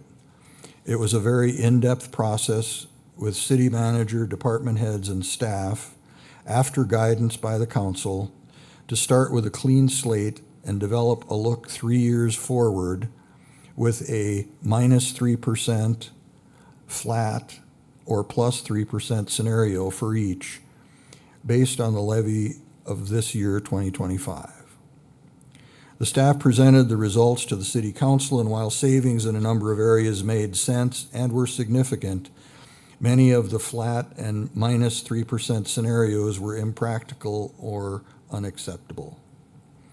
Our city manager and staff used this exercise to prepare the proposed budget that is now being reviewed.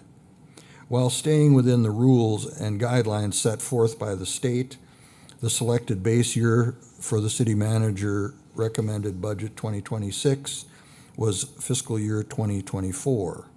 The 3% increase in calculation for debt incurred allowed within the new state law was also part of the equation. It's important for all of us to note that as a state and a city, we are in a transitional period on track to reducing property tax burdens. This proposed budget shows progress. The budget sets the baseline for future budgets in a capped environment. We are all elected to approve a budget that provides necessary municipal services to our residents while adhering to the law passed by our state legislators. With that in mind, on the next page is a list of recommendations and adjustments to the city manager recommended budget for 2026 for your consideration. And with that, I would ask Alderman Olson to kind of go through those additional things. Thank you, Mr. Mayor. So first, we would propose that we adopt the city manager's proposed 2026 budget as recommended, including the changes outlined below, along with vital components such as the annual pay and health insurance plan, the VERF, and the community contribution requests. The proposed budget also contains a number of cuts or deletions that we support. The city manager proposed budget allows for proposed cuts to remain in the budget to continue quality municipal services. Included are report writing software and handguns for the police department, 9 firefighting positions, 2 full-time dispatcher positions, and 1 part-time dispatcher position. We continue to support funding the partnership with Minot State University that will help provide community resource officers. Additional adjustments that we recommend are as follows. Decrease the street maintenance budget from $12 million to $11 million. Reduce the percentage of sales tax dollars for economic development from 15% to 10%, and increase the percentage of sales tax dollars by 5% for property tax relief. Eliminate funding in the amount of $500,000 for economic development projects. Adopt a sales tax ordinance that allows for flexibility in the distribution of funds as needs change on an annual basis. This allows the City Council to make decisions based on current needs. Decrease funding for the facade improvement program from $300,000 to $200,000. Retaining this program is recommended by the Economic Development Committee and has helped increase property values in the downtown business district. We support proposed staff amendments to the program, such as caps and lowering the percentage of the loan amounts.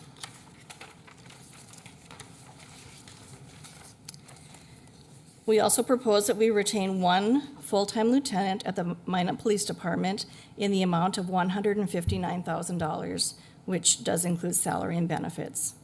Create a full-time advanced analytical administrator position at the Minot Police Department in the amount of $117,000. $117,680. Increase the number of unfunded patrol positions at the Minot Police Department from 11 to 12. Retain Minot Fire Department funding for PPE in the amount of $85,845. Retain a full-time executive secretary in the city manager and mayor's office in the amount of $93,028. And create one full-time heavy equipment operator position in the amount of $85,002. This would be funded through enterprise funds. Following several years of discussions, we believe that it is time to make a financial commitment to the remodeling of the current Minot Police Department building. While a final amount for remodeling is not available, we believe it will be in excess of $15 million. With that in mind, we propose that $5 million be taken from reserves annually for fiscal years 2026, 2027, and 2028, with the initial money included in fiscal year 2026. And with that, our city finance director has some information on how some of these proposals could work.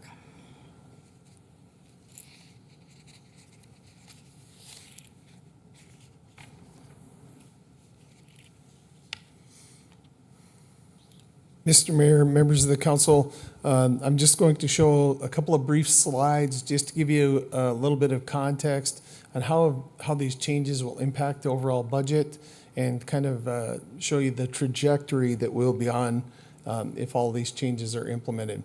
The first slide we have here, and this is a little bit familiar, this kind of goes out from our cash position that we reported at the end of the year, starting with 2024, looking at what's committed, the 3/12 reserves, any bond covenants that we have, what is budgeted in the current year for uses of that cash. We've included a column for budgeted reserves for 2026 and things that have been earmarked for future projects.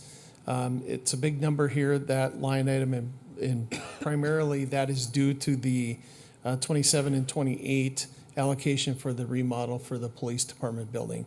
So it had a significant impact on what's available for reserves after that. And as you recall, we used to have a column in there for general fund that was 30% of the operating. We have removed that because we're essentially earmarking those funds going forward. We don't have room for that anymore. This is just the graphical representation of that, pointing out that this is the amount that's available in the general fund if we go on this trajectory moving forward. This is just a slide that shows the number of dollars that have been levied historically with the corresponding mill rate. And the last two columns here, the second from the right, that was the dollars in the mill rate that was included in the city manager's recommended budget.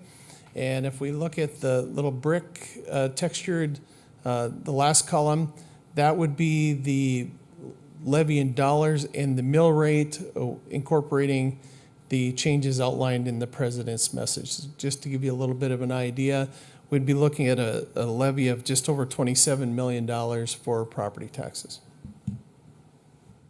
The last slide, again, is a little bit of context. I got in the mail a copy of the Red Book from the State Tax Commissioner's Office, which outlines the property tax impact on owner-occupied homes in North Dakota payable in 2023, so it's a little bit behind the times. The darker colored column there is Minot's property tax burden, so we're about in the middle of the pack with the larger cities in North Dakota. So again, just a little bit of context, looking at the historical data. And we will have more information and graphs and slides as we work through this process as we get closer to the final product with the budget. But again, this is just a little bit of a graphical representation on how the changes proposed in the president's message impact the overall levy and the budget. I would stand for any questions you might have. Mr. Mayor. Alderman Fuller. Thank you. Dave, can you go back a couple slides to that bar graph that had that one right there? So it looks like initially we're going to levy by the preliminary budget $5.5 million in property tax. Is that correct? I mean, from last year from 25 to 26, it went from 24 million up to 29, and now with the president's cuts, it goes to 27. Mr. Mayor, Alderman Fuller, that's correct. Okay, so I guess my question, I saw where we dropped $1 million off from road construction, and I saw where we're going to cut back a little bit of funding for economic development, but that all comes from sales tax anyway, correct? Mr. Mayor, Alderman Fuller, there were a number of changes, and some of these included funding the flood control maintenance from economic development sales tax dollars. That is an allowed use under that ordinance, and also the proposal to change the allocation for some of that economic development sales tax to property tax relief. So those flow in a roundabout way and provide some property tax relief. And the total number there, off the top of my head, was just short of $1 million, 900 and some $1,000. That we're going to just basically use to buy it back with that property tax relief. By reallocating the economic development sales tax dollars to property tax relief. Yep. Gotcha. Okay, thank you. One other thing that maybe, Dave, I guess this is something that should be clarified, is that the proposal to fund the police department building work is parsed out at over 3 years because the rationale is we don't necessarily know how much it's going to cost in total, and rather than obligate all of that money without the ability to let future councils make that decision doesn't seem to be wise. And so it's an intention that it be done in 3 years, but in each budget cycle, that decision will have to be evaluated and a determination made. Mr. Mayor, if I could. Alderman Blessum. So with that, though, I think we're showing it as obligated, right? That's what the graph showed.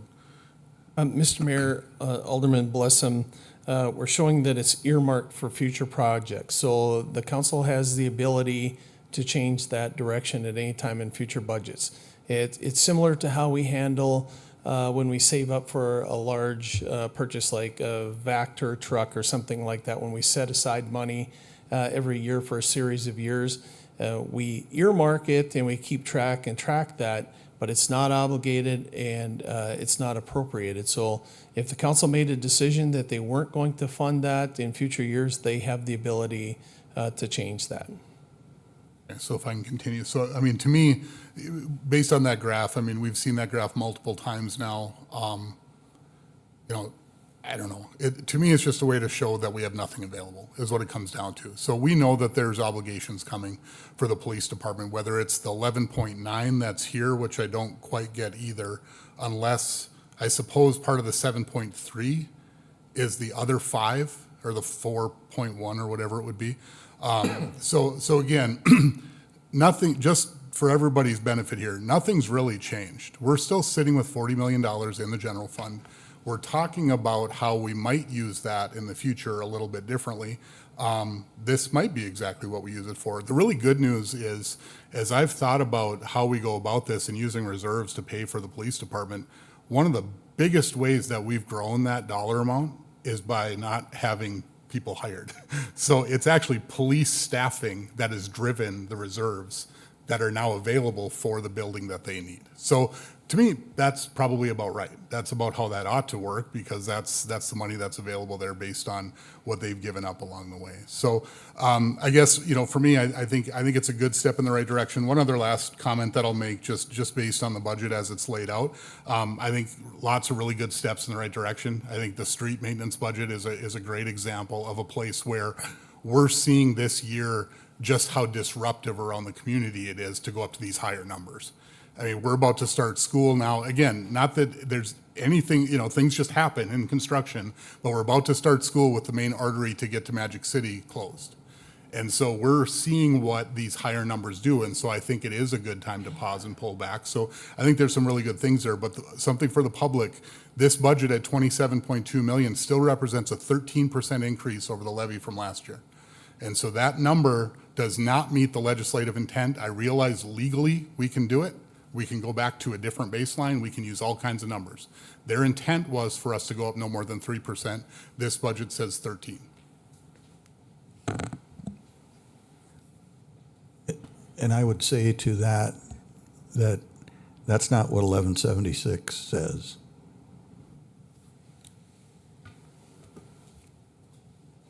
Mr. Mayor. Alderman Olson.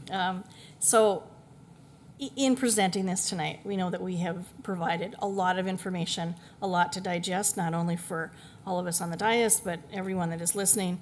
And so, of course, we're not looking for action tonight. We want you to be able to look at it. But we would respectfully request that when you are bringing some changes to, that you allow everyone to kind of look at it. When we're throwing large dollar amounts around, it's very, very frustrating, very confusing to try to make wise decisions. So as we move forward, whether it be in a working session or during our council meetings, if you can have that information, I think it's helpful for all of us that are voting. Alderman Olson, I think you make a good point. In fact, I had a note here to suggest to the council that one thing we might think about would be to, with the September 15th meeting where we have the public hearing and the first reading of the budget almost a month out, one thing that we might consider is to have a special meeting before then as a work session on the budget. And so I guess I just put that out there as an idea. Maybe give that some thought as well.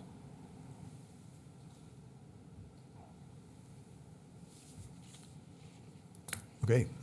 If there is no further discussion or on this matter, we will move on.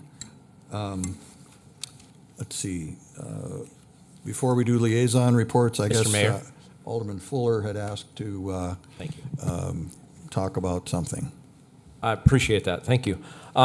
So we have some important things coming up, as Alderwoman Elisa Olson said, with the budget and everything like that. So one of the first things I'd like to do, and we were talking about this, I think there was a conversation online, there's been a conversation in council here. I'd like to move that Minot City Council schedule a public hearing for our September 15th meeting to gather citizen input regarding the use of local sales tax for first responder funding. I'll second. Mr. Mayor, if I can continue, please. So in my mind, and just for the public, and I think for Jill at the newspaper and KMOT and KX, all of you guys, what we'd like the public to be able to come in and talk to us about is roughly three questions. One, do we believe that we should still be funding economic development through sales tax in the current budget situation and everything that's going on? Two, if they don't want to do it, are they opposed, if they don't want to do the economic development funding through sales tax, are they opposed to us reallocating it for first responders? And if they do want to continue the economic development through the sales tax, do they want to do Paul's suggestion of another half-cent sales tax next June?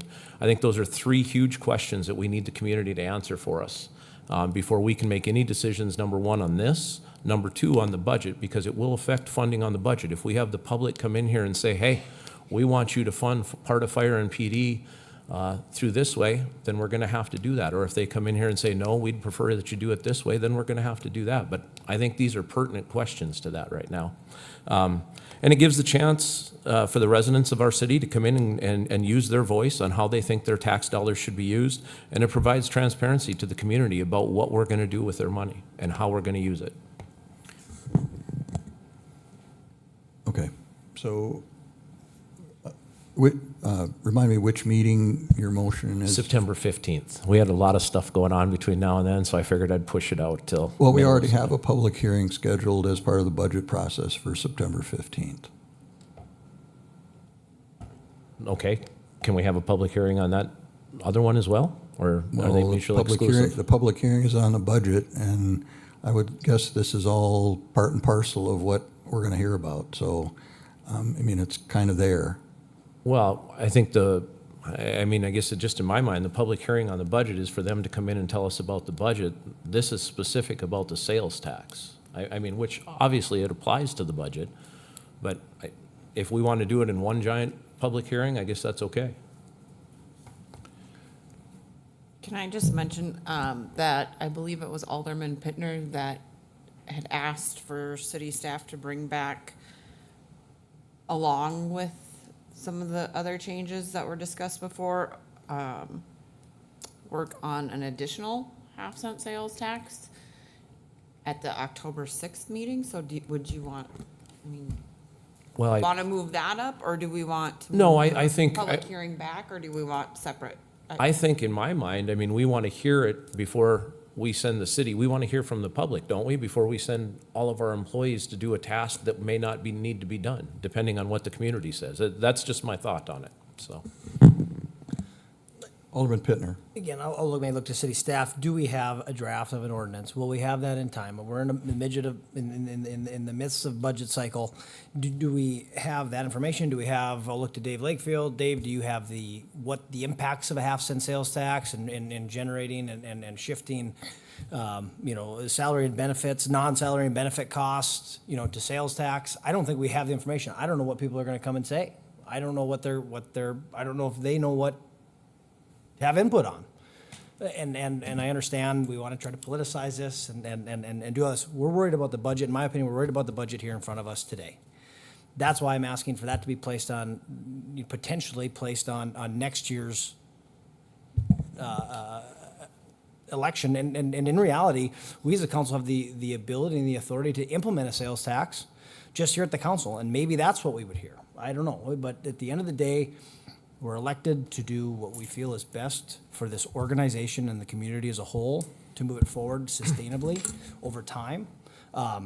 So again, yeah, we can have a public hearing, but I guess I don't even know how I'll feel about an ordinance because I haven't seen anything. I haven't seen any of the information that will be provided from staff. So I guess I don't know what I don't know at this point either.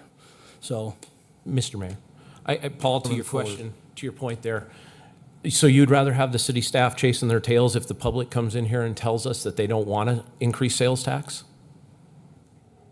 when I respond, they may not, maybe they would want an increase in sales tax if they would see the property tax relief that it would provide by shifting expenses. So I don't know, Rob. I really don't know because we don't have a crystal ball to look into the future on what all of the fallout from an ordinance change would look like. Well, I understand that. It doesn't matter. I think with the public, with their input, we get the direction that we need. Didn't you at the last meeting, both you and Alderwoman Lisa Olson said, we need to hear from the public on this, didn't you? Again, I'm not going to have a piss and match here at the dais, I'm asking Rob. you a question. And yes, we do want, but also in that meeting, we tried to eliminate citizen satisfaction surveys. So again, I don't know what we're trying to do, really. I really don't know what we're trying to do. We're trying to politicize this. We're trying to find all avenues to move forward. When Measure 4 was on the table, property tax elimination, we were going to have to shift to sales tax. We were going to have to shift to special assessments. We were going to have to shift to increases in fees for service. That was the reality that we were given, that we were faced with. If this passes, communities can fund their government, but they have to do this. We got Measure 4, not necessarily how it was initiated, but we got it in some roundabout way. We're stuck with the restrictions that we have. We have to find a path forward. I'm not saying that we need to do these things, but we need to look at all these options. Again, as the only individual up here who has successfully run a business in the city of Minot for over a decade, undercapitalization of this organization will run it into the ground.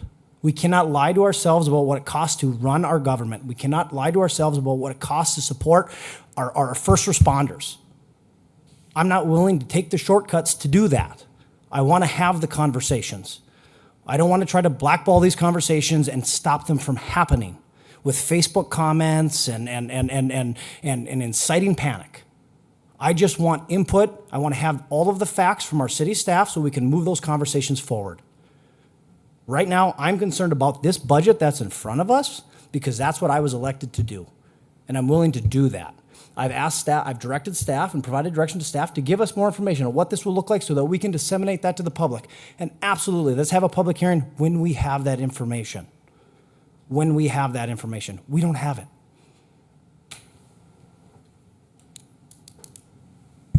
Lisa Olson. Thank you, Mr. Mayor. So yes, I am always open to hearing from the public. I wish we heard more from the public. I've been asking for that for 15 years, and I'm still waiting. But I think it's important that the public understands the ramifications that could come from that, what these pennies are funding. And I mean, I'll be completely honest here. As we started to work on this letter, Mayor Janser and I had a few ideas on some cuts. And in visiting with our finance director, it's like, no, that funding goes here and this funding goes there. So it's a really easy question to say, hey, do you want to pay for police and fire? Because everyone's going to say yes. They support police and fire. But when they realize all of the intricacies that come with that, then I think they might reconsider. I don't know.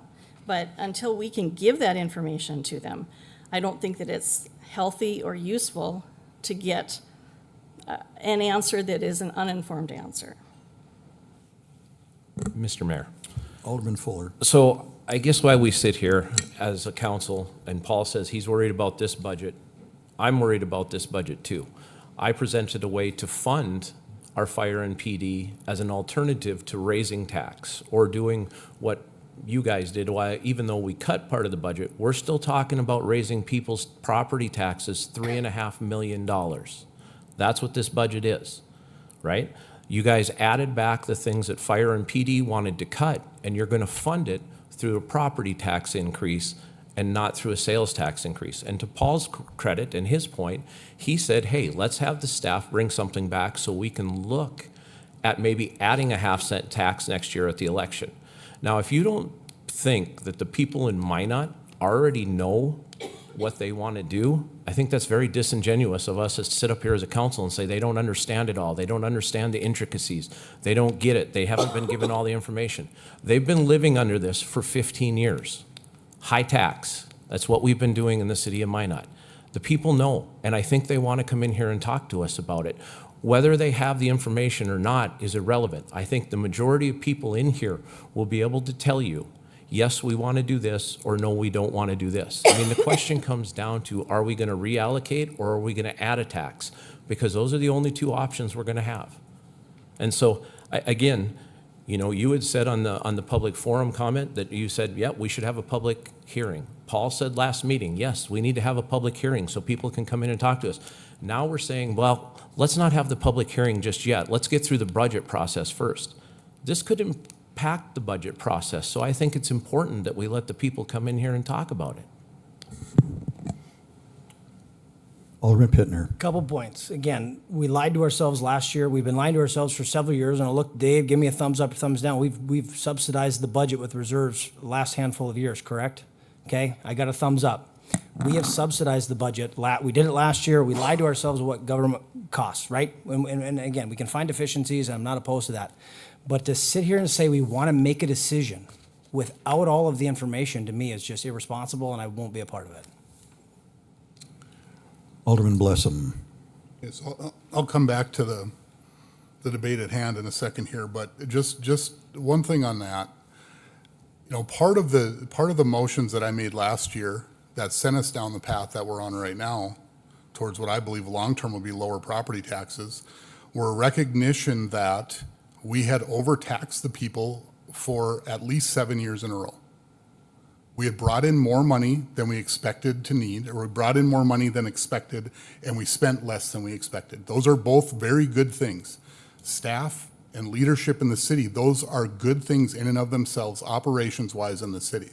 But when you do that over and over and over, it adds up to a bunch of money sitting in a great big pile.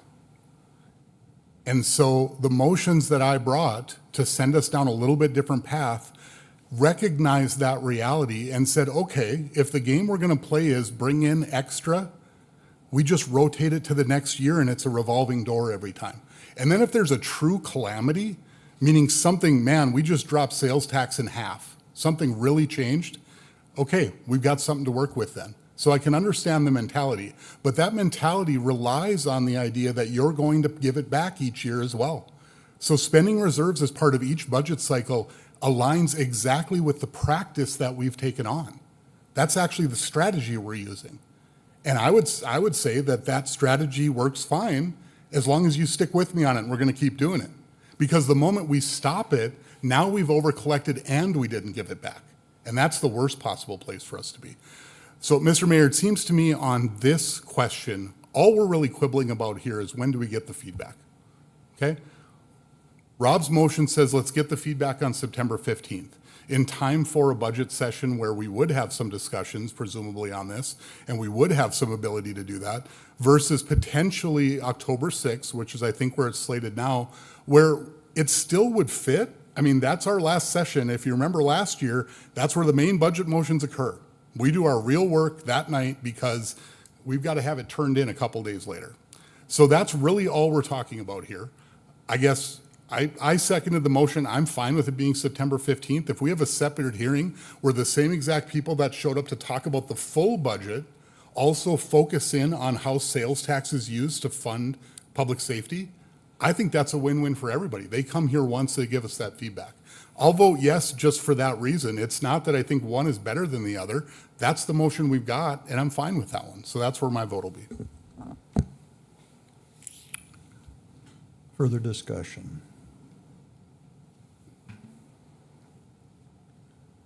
Okay, seeing none, and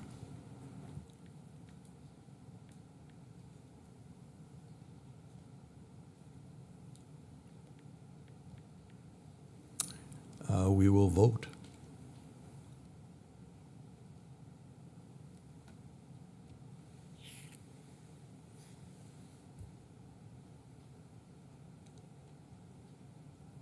The motion failed 3-3 with dissents from Mayor Janser, Alderwoman Olson, and Alderman Pittner. Okay, do you have something else, Rob? I do, thank you. Second thing I'd like to do, I'd like to make a motion tonight that we would require the police department to have an RFP, a request for proposal, meaning they have 3 to 5 local contractors come down to the police station. They go through the police station with chief or deputy chief, maybe Officer Foley, who helped make the designs. And then they take that information back and they put out a proposal as to what it would cost us to fix the police department. We've waited 3.5 years. I appreciate your guys' input on the budget, but do we want them to wait another 3 years to possibly move into that whole facility? So I would just like to make that motion so we can get some contractors down there to give us some bids and to see what it'll cost. I'll second. Discussion? Alderman Olson. I think this would be a good question for Chief Fry to see if any work is already taking place.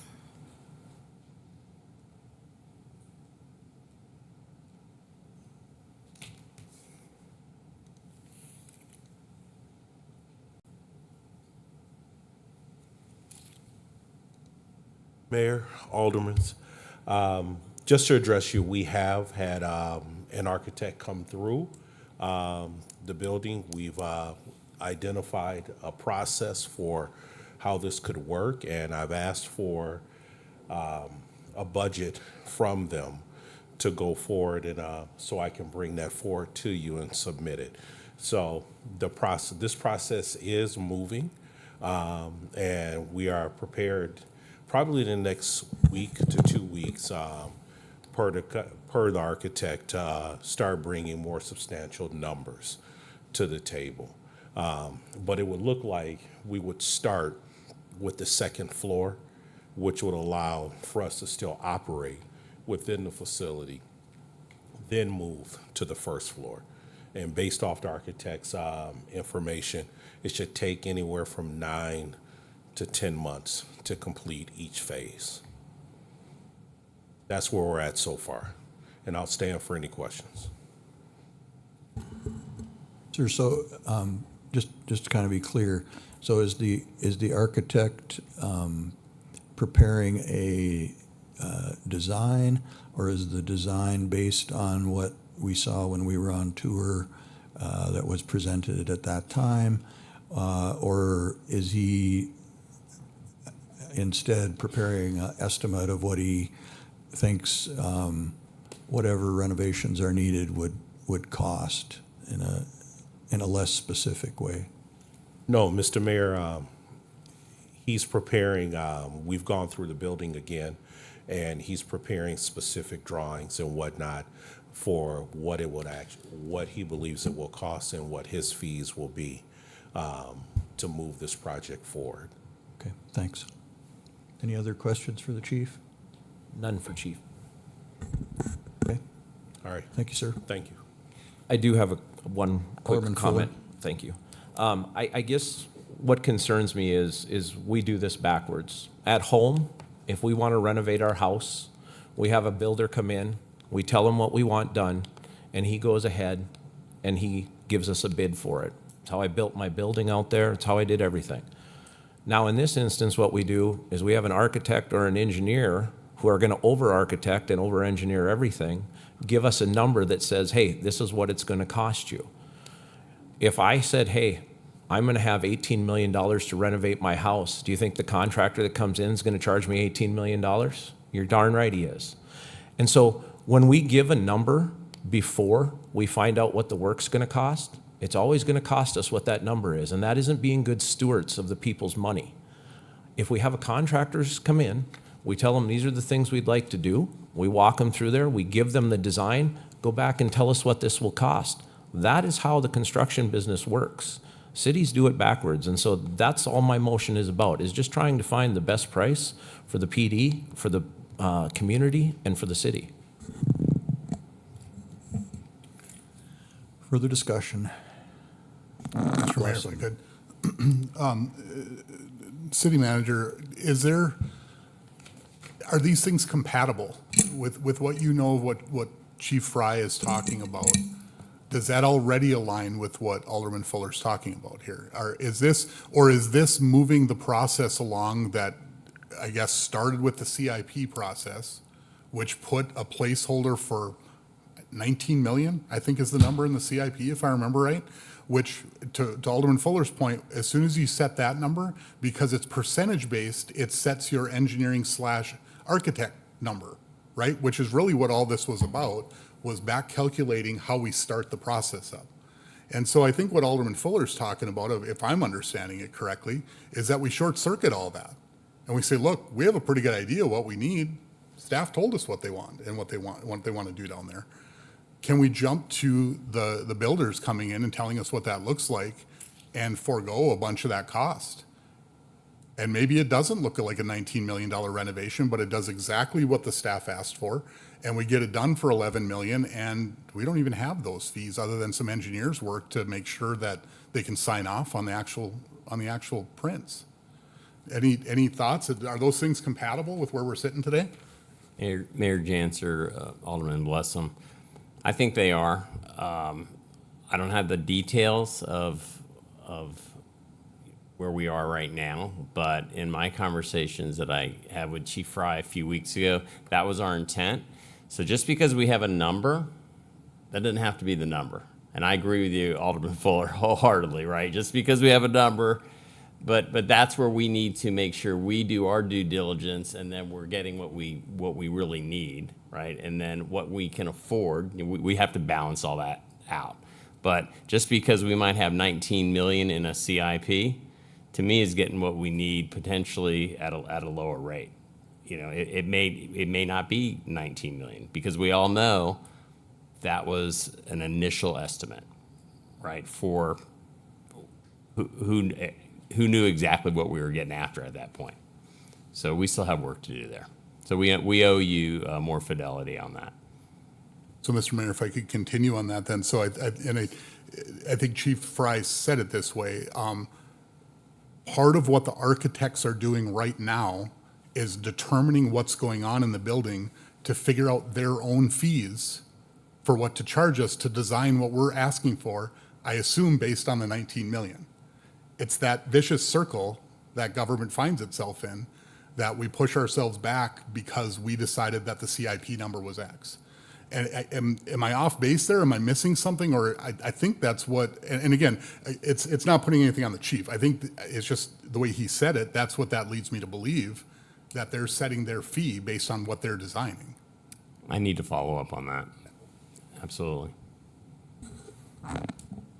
Finance Director Lakefield, do you have something to add? Mr. Mayor, members of the council, state law requires that you have an engineer or architect develop the plans for any projects that exceed $250,000. So I believe, and I'd have to do some more research, that there is a process that you can go through that's kind of a design build process, but the process for selecting the contractor is significantly different in that case. So it's two potential different paths. And just trying to read on my phone here, and it's small print, but it does mention that that the plans have to be stamped and sealed prior to the initial bid advertisement. So it gets to be difficult if you're advertising for contractors to come in and potentially be engaged in this project, but you don't have a set of stamped plans prior to that advertisement. So I think it would definitely require some more research. But I think there's some potential pitfalls in the law on the procurement of the contractors.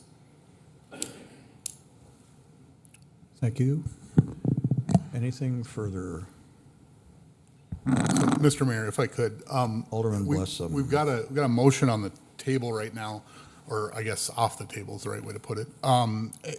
Maybe we're too premature on this. It sounds like the city manager can get us some additional information on where we're at, working with Chief Fry, working with Dave Lakefield, working with some others within the staff team to understand, because I think maybe there's a little bit of intent, at least among a couple of us, to say, wow, it doesn't seem like it has to be exactly the way that always goes. And so I guess I'm wondering whether tabling this now and taking a look at it on our next agenda would give you the time to do that. That would. Appreciate that. Okay. So I guess I'll move to table this item to the September 2nd meeting. Second. Moving seconded to table this till September 2nd. Any discussion?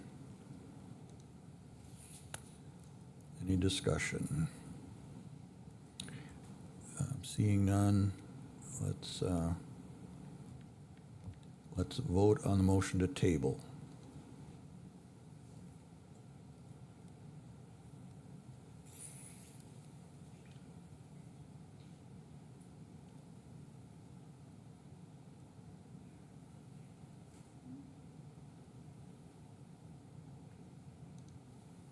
The motion passed unanimously. All right, anything else, Alderman Fuller? No, sir. Okay. Moving on to section 9, liaison reports. How about we start with you, Alderman Fuller? I haven't had any yet this month. I have 2 of them on Thursday. Okay, thank you. I don't have any this month, or haven't yet. Ward County's on Thursday. Child Care Committee is tomorrow, which I will not be able to make. And Pension Board is September 2nd. Okay, we have the MPO meeting coming up later in the month. Probably the top one on my list. Going to happen soon. Alderman Pittner. Thank you, Mr. Mayor. Yeah, we got Renaissance Zone meeting next week. On our agenda, we're looking to discuss closing out all the old and inactive cases, plus reviewing some of the things that were outlined in the recommendations to the budget, whether it's caps or match amounts for the facade improvement program, some adjustments to some of those things. Thank you. Alderman Blessum. It sounds like, just like everybody else, is kind of a quiet time of year for liaisons. So Commission on Aging was off this month, 911 Committee's off this month, so I will have more to report next time. All right. Alderman Olson. July 24th, I participated in the Service Basin Loan Review meeting, as well as the Central Dakota MPO meeting. August 12th, I participated in the Service Basin Planning Council Executive Board meeting. They do have a report to the district meeting coming up at the end of October that everyone will be invited to, so we'll get that information out to you. As we've already mentioned, I worked with Mayor Jansen on preparing the president's budget that was just presented. This morning, along with Alderman Blessum, participated in the canvassing board meeting. And then tomorrow morning, in the mayor's absence, I will welcome all of the Minot Public Schools staff back to school. And in the afternoon, the Committee on Child Care. Okay, thank you, Alderman Olson.